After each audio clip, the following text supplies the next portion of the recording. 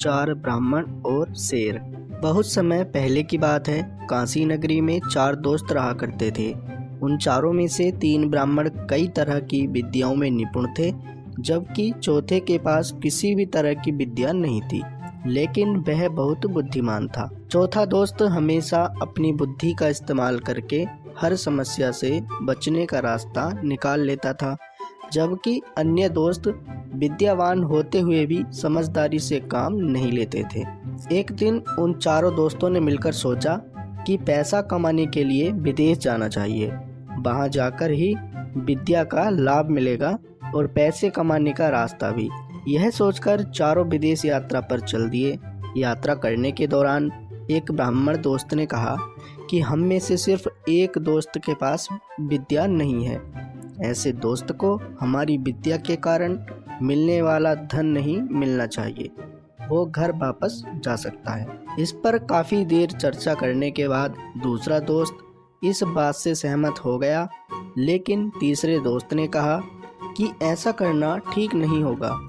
हम सभी बचपन से दोस्त हैं और अब यह फैसला लेना गलत होगा। हम जो कुछ भी कमाएंगे उसे चारों हिस्सों में बांट देंगे।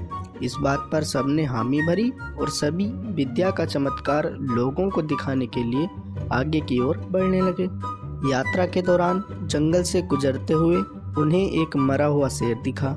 सभी ब्राह्मणों ने कहा कि हम अपनी विद्या के चमत्कार से इस शेर को जिंदा कर देंगे। इससे हमें बहुत यश और कीर्ति मिलेगी। तीनों ब्राह्मण दोस्त उसे जिंदा करने में लग गए, लेकिन चौथे बुद्धिमान दोस्त ने उन्हें ऐसा करने से मना किया। उसने कहा कि अगर तुम लोग इसे जिंदा कर दोगे तो वह जिंदा होते ही हम सबको खा जाएगा। चौथे दोस्त के बहुत कहने के बावजूद तीनों दोस्त नहीं माने।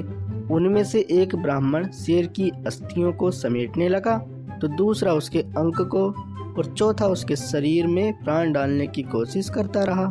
तीनों को अपनी अपनी विद्या का इस्तेमाल करते देख चौथा दोस्त डर गया। उसने अपने सभी मित्रों से कहा, ठीक है, तुम लोग अपने मन की करो, लेकिन मुझे पेड़ पर चढ़ जाने दो। इतना कहकर चौथा दोस्त झट से पेड़ पर चढ़ गया। देखते ही देखते शेर जिंदा हो जाता है। शेर जैसे ही जिंदा हुआ, वह अपने आसपास तीन ब्राह्मणों को देखते ही उन्हें मार डालता है, जबकि पेड़ पर चढ़ा हुआ दोस्त अपनी समझदारी से बच जाता है। दोस्तों, इस कहानी से हमें यह सीख मिलती है कि विद्या के नशे में चूर होकर किसी काम को नहीं करना चाहिए। हर काम को करते हुए उसके अच्छे और बुरे दोनों परिणाम के बारे में सोचना जरूरी है।